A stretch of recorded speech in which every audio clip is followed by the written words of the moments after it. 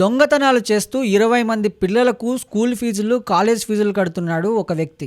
అసలేం జరిగిందంటే అతని పేరు శివరామప్పన్, బెంగుళూరులో ఉంటున్నాడు. ఇతనికి భార్య, పిల్లలు ఎవరు లేరు. ఇంకా ఎవరూ లేకపోవడంతో ఆత్మహత్య చేసుకోవాలనుకున్నాడు. కానీ ఈయనకి ఇద్దరు ఫ్రెండ్స్ ఉన్నారు. ఆ ఇద్దరు ఫ్రెండ్స్ పేర్లు వివేక్, జగ్గు. ఈ వివేక్ జగ్గులకు కూడా పిల్లలున్నారు. వాళ్ళ పిల్లలకి స్కూల్ ఫీజు కట్టడం వివేక్ జగ్గులకి భారంగా మారింది. ఈ విషయం కాస్త శివరామప్పన్కి చెప్పారు. అప్పుడు శివరామప్పన్ ఒక నిర్ణయం తీసుకున్నాడు. ఎలాగైనా ఈ పిల్లలకి స్కూల్ ఫీజులు కట్టాలని.